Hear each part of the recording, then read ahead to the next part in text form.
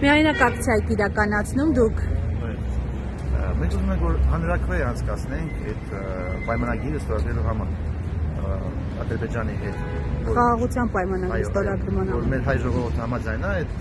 պայմանների հետ, ինչ որ դրած է պայմանագիրի մեջ, թե չէ։ Որովհետև մենք չենք կայնա այդ մեր արևմտյան Հայաստանի հողերը հետ բերենք, մեր Նախիջևանը, մեր Արցախը, եթե համաձայնու ենք։ Դուք որտեղից եք։ Ես Ռուսաստանից եմ։ Որոշել եք հատուկ այս ակցիայի համար գալ Հայաստան, պայքարել։ 5 տարի է գալիս եմ պայքարում տարբեր հայրենանպաստ գործերով, ստեղծագործական հարցերով,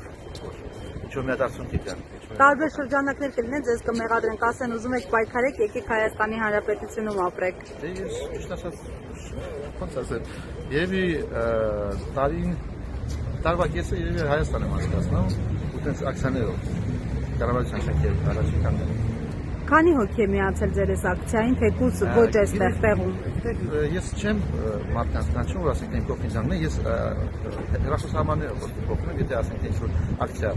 սերիոզնոսական է, սա կա մեր փոխի կանգնելը։ Դա շատ բան, շատ ոնց ասեմ, единомышленникներ, երևի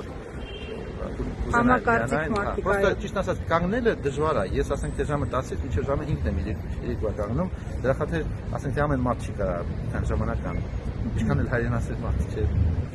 Ձեր անուն ազգանուն էլ կասեք։ Դավիթ Հարությունյան։ Կուզեք սա հրապարակվի։ Շատ ուրախ կերպ է։ Շնորհակալություն։